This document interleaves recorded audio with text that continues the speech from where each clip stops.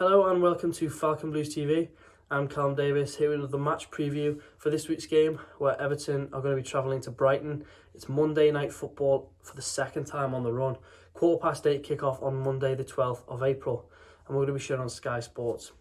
Now before we get into the video, if you wouldn't mind going down, liking, subscribing, we'd really appreciate it. And without further ado, let's get into the video.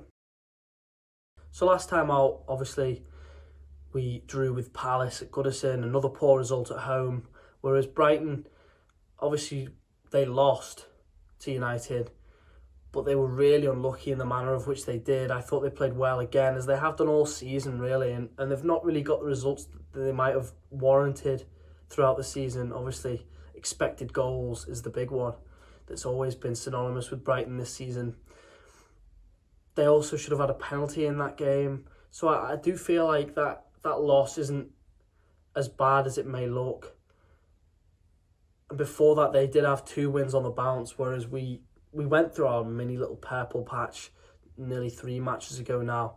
And the Palace result was just a poor result. We did not kill the game off, and we had plenty of chances too, which I suppose is the only positive we can take from it, because when we've played other sides at home, such as Fulham and teams around the bottom, we've not really created chances. At least against Palace, we created the chances. We just didn't finish them. So I suppose in the next game, if we do the same, we probably will finish them. And I'm sure Ancelotti will have been into Richarlison and Calvert-Lewin, telling them that they need to bulk their ideas up. Now, in terms of the game on Monday, here the home side in the Everton-Brighton fixture always seems to get the result. I think the last 6 games that Everton and Brighton have played against each other, the home side has always won. And Everton haven't really had that favourable a run in Brighton either. Obviously, they had their spell away from the Premier League, but Everton haven't won in Brighton since like 1982, I think it might have been. The last 3 results we've played there was a 3-2 loss, a 1-0 loss and a 1-1 draw. So it's not great whenever we have to travel to the South Coast. Last time out, however, away from home, we did lose to Chelsea, but before that we were unbeaten in 9. So we were on a pretty good run, and I like to think that we'll be able to continue it against Brighton. It's so strange that our away form has been as good as it has been this season. I like to think that, as I said, it should be a result that we will get. But I said that last week, and we dropped points, and I've said that so many times this season, and we've dropped points, which is why I'm not going into this one with as much unbridled optimism, because I just know what Everton are going to do to me. Now, obviously, injuries haven't really been too kind to us either. Gomez got injured against Palace, which really limits our central midfield options, because Decore is still out. Alan was missing from the Palace game as well, with a minor knock. We're not really sure whether he'll be back or not. I feel like he probably won't be, or if he is, he'll be on the bench. Obviously, Gabamin managed to get on for the final few minutes at Palace, which was great to see, but he almost definitely won't be fit enough to start a game. Iwobi is another one who missed out last game because of a minor knock, and he has been confirmed fit.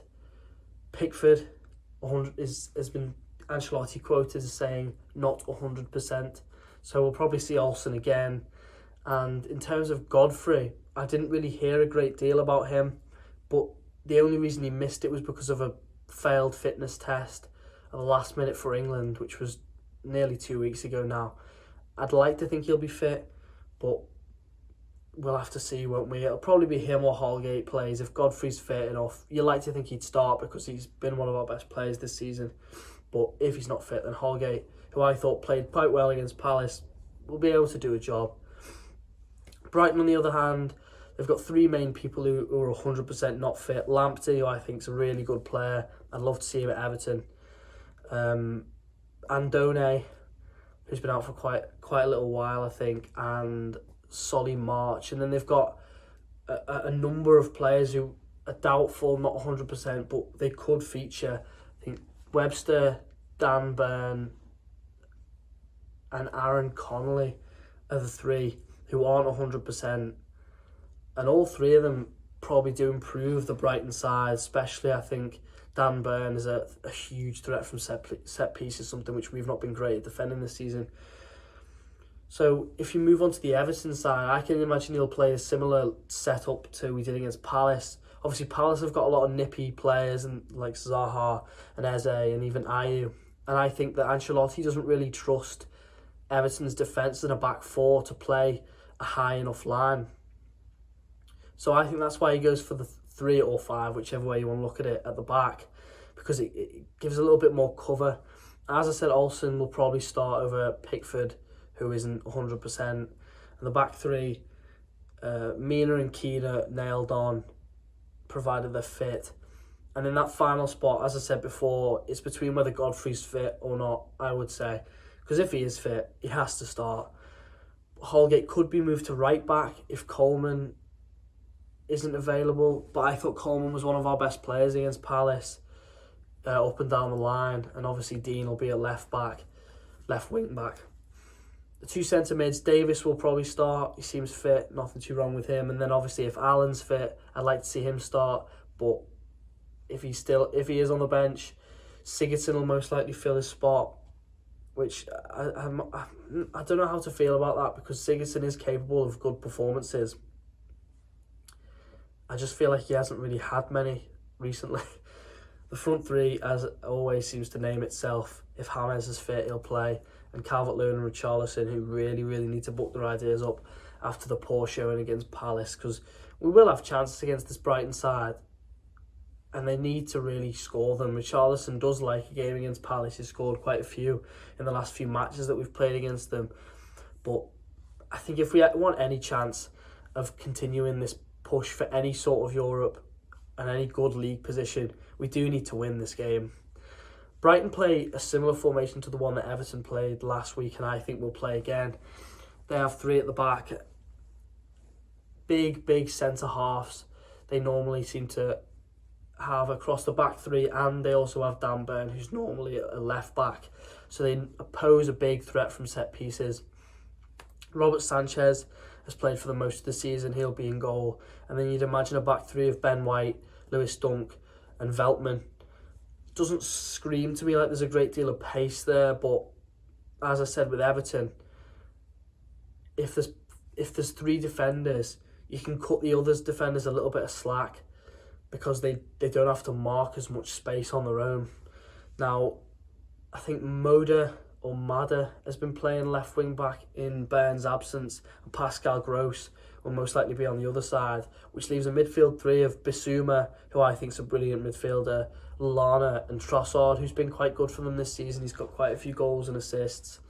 And the strike partnership of Neil Maupay and Danny Welbeck is definitely dangerous. Welbeck being a bit of a unit next to the little man, Maupay, who really likes to work defenders. Maupay is their top goal scorer this season with 8, so he's definitely one to watch.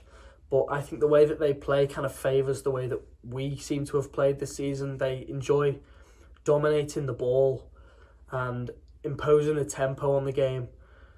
And whenever we've played against sides like that, I think we've picked up good results, because our style of play favours counter-attacking football. I feel like we can't really break a side down when they're sat in a structure. So for a team to come out and try and dictate the tempo of the game, there's definitely going to be gaps when they eventually lose the ball, and it's just about whether we can exploit them. I'm sure with James there, the gaps will definitely be found, because he could find a gap anywhere, like he did with the goal against Palace. How did he score that? So I do think that the styles of each team, it lends to us a little bit. But like I said, I've said this all before in so many matches this season, and we've come away with poor results. And this is one of those times where we simply can't, with Spurs just next week. We need to pick up a good result. Now, a win for us would see us move from 8th up into 6th. I think that's obviously without the other teams having played. That would be leapfrogging Spurs and Liverpool. And we do still have that game in hand, which I just want to get out of the way now. And if we were to win the game, we'd be a point behind Chelsea and just 2 points behind 4th place West Ham. Now, I'm not getting ahead of myself. I don't think we'll get anywhere near Champions League. But as much as we keep throwing away good opportunities, it's still there for us. Last week, us losing was obviously poor, but luckily for us, every other team around us, other than Liverpool, pretty much dropped points. Now, it's those kind of game weeks where you need to be quite clinical and you need to get the result. But when you don't get the result, you kind of get let off the hook a little bit because other teams are going to slip up between now and the end of the season. So I just feel like we just need to keep chugging along, getting decent results, and this is one of those times we really need to get a decent result. Brighton are 16th at the moment, and they're still not safe from relegation, so I think they would definitely be happy to come away with just a point, and that would be a good result for a team that are a little way away from the relegation zone, but as I said, not completely safe. In terms of a prediction, I would go with an Everton win normally, because that's what my heart says, but I feel like this game could definitely finish 1-1, similar to the Palace game, us going ahead and them clawing one back. I'm going to go with 2-1, follow my heart, but we'll see whether I'm proved right or not. I think we will definitely cause them a lot of problems on the break, and I can see us scoring at least a couple goals, but I never want to be too optimistic with Everton, because with this team, with this club, optimism will get you absolutely nowhere. So all we can do is just hope that they can perform for us this time when it does really matter with the run-in that we have now with the likes of Arsenal, Spurs and City. So let us know in the comments down below what you think of the game, whether you think we're going to win, and I'll see you in the next video. Up the Toffees.